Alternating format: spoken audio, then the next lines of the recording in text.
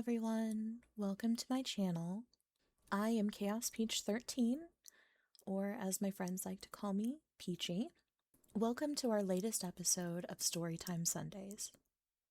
If you're interested in the other chapters that we have available, or the other stories that I'm reading, please check out my YouTube channel if that's not where you're seeing this video.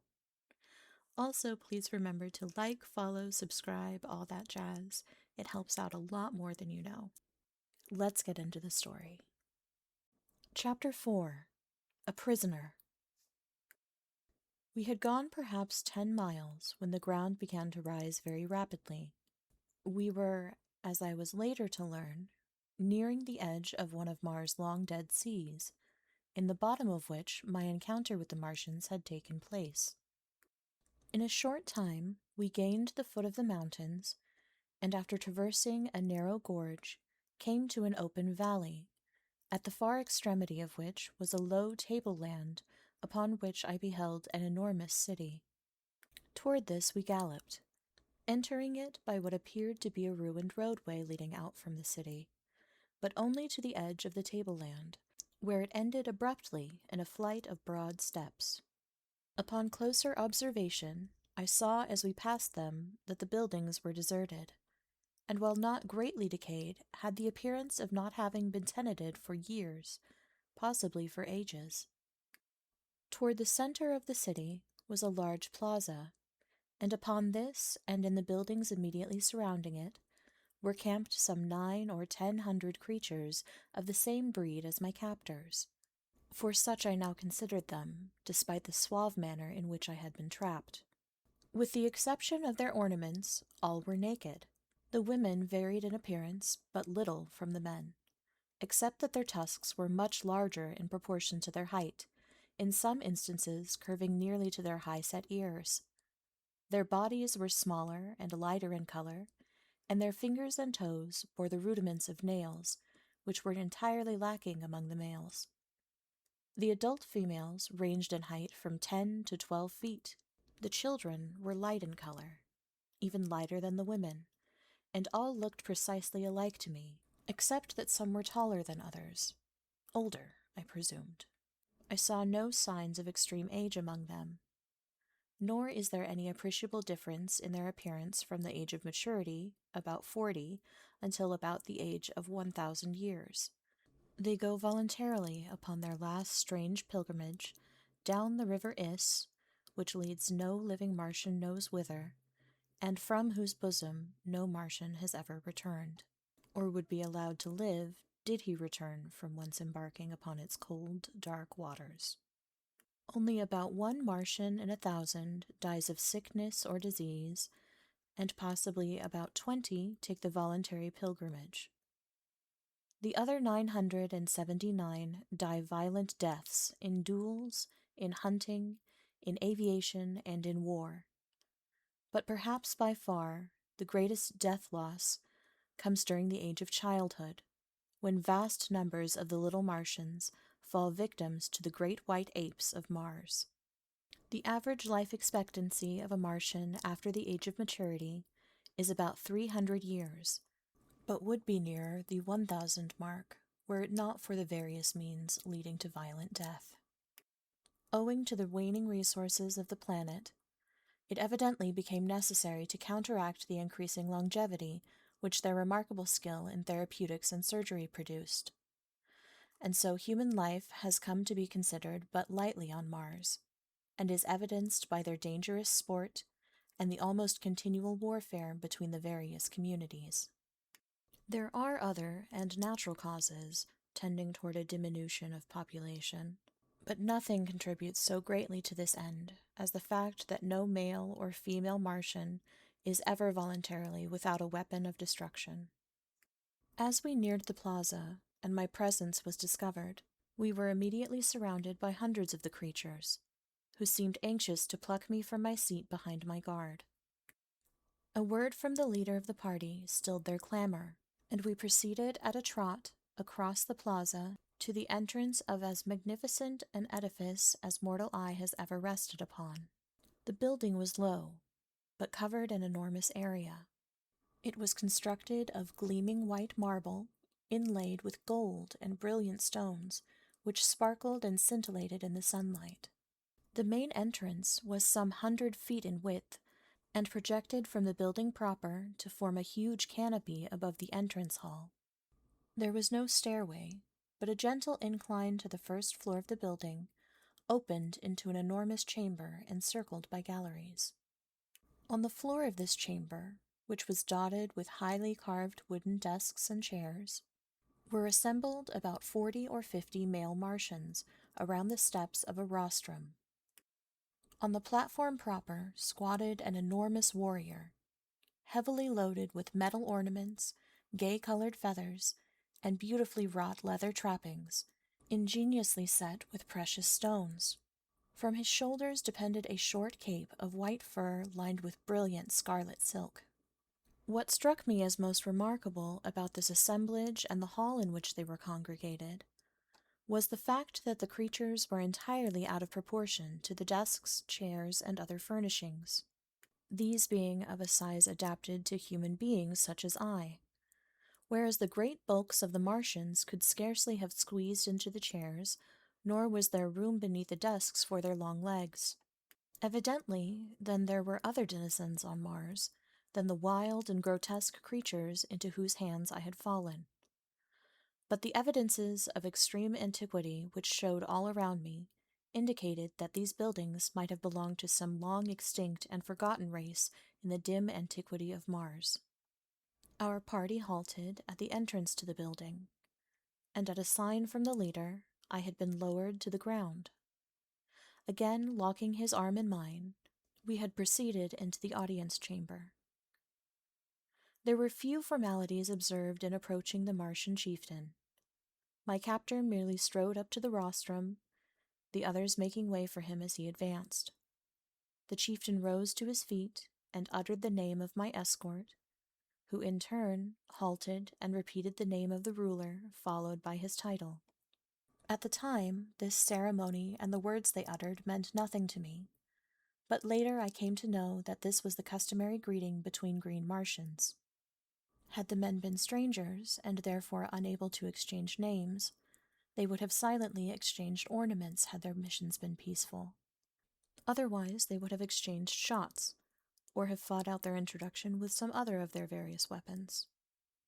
My captor, whose name was Tars Tarkis, was virtually the vice-chieftain of the community, and a man of great ability as a statesman and warrior. He evidently explained briefly the incidents connected with his expedition, including my capture, and when he had concluded, the chieftain addressed me at some length. I replied in our good old English tongue, merely to convince him that neither of us could understand the other. But I noticed that when I smiled slightly on concluding, he did likewise. This fact, and the similar occurrence during my first talk with Tars Tarkis, convinced me that we had at least something in common: the ability to smile, therefore to laugh, denoting a sense of humor. But I was to learn that the Martian smile is merely perfunctory, and that the Martian laugh is a thing to cause strong men to blanch in horror. The ideas of humor among the green men of Mars are widely at variance with our conceptions of incitants to merriment. The death agonies of a fellow being are, to these strange creatures, provocative of the wildest hilarity, while their chief form of commonest amusement is to inflict death on their prisoners of war in various ingenious and horrible ways. The assembled warriors and chieftains examined me closely, feeling my muscles and the texture of my skin. The principal chieftain then evidently signified a desire to see me perform, and motioning me to follow, he started with Tars Tarkis for the open plaza. Now, I had made no attempt to walk since my first signal failure, except while tightly grasping Tars Tarkis' arm, and so now I went skipping and flitting about among the desks and chairs like some monstrous grasshopper. After bruising myself severely, much to the amusement of the Martians, I again had recourse to creeping, but this did not suit them, and I was roughly jerked to my feet by a towering fellow who had laughed most heartily at my misfortunes. As he banged me down upon my feet, his face was bent close to mine, and I did the only thing a gentleman might do under the circumstances of brutality, boorishness, and a lack of consideration for a stranger's rights. I swung my fist squarely to his jaw, and he went down like a felled ox. As he sunk to the floor, I wheeled around with my back toward the nearest desk, expecting to be overwhelmed by the vengeance of his fellows, but determined to give them as good a battle as the unequal odds would permit before I gave up my life. My fears were groundless, however, as the other Martians, at first struck dumb with wonderment, finally broke into wild peals of laughter and applause. I did not recognize the applause as such, but later, when I had become acquainted with their customs, I learned that I had won what they seldom accord, a manifestation of approbation. The fellow whom I had struck lay where he had fallen, nor did any of his mates approach him. Tars Tarkas advanced toward me, holding out one of his arms, and we thus proceeded to the plaza without further mishap. I did not know, of course, the reason for which we had come to the open, but I was not long in being enlightened. They first repeated the word sack a number of times, and then Tars Tarkas made several jumps, repeating the same word before each leap. Then turning to me, he said, "Sack!" I saw what they were after, and gathered myself together. I sacked with such marvelous success that I cleared a good 150 feet. Nor did I this time lose my equilibrium, but landed squarely upon my feet without falling. I then returned by easy jumps of 25 or 30 feet to the little group of warriors. My exhibition had been witnessed by several hundred lesser Martians, and they immediately broke into demands for a repetition, which the chieftain then ordered me to make. But I was both hungry and thirsty, and determined on the spot that my only method of salvation was to demand the consideration from these creatures which they evidently would not voluntarily accord. I therefore ignored the repeated commands to sack, and each time they were made, I motioned to my mouth and rubbed my stomach. Tars Tarkas and the chief exchanged a few words, and then the former, calling to a young female among the throng, gave her some instructions and motioned me to accompany her. I grasped her proffered arm, and together we crossed the plaza toward a large building on the far side. My fair companion was about 8 feet tall, having just arrived at maturity, but not yet to her full height. She was of a light olive-green color, with a smooth, glossy hide. Her name, as I afterward learned, was Sola, and she belonged to the retinue of Tars Tarkas. She conducted me to a spacious chamber in one of the buildings fronting on the plaza, and which, from the litter of silks and furs upon the floor, I took to be the sleeping quarters of several of the natives.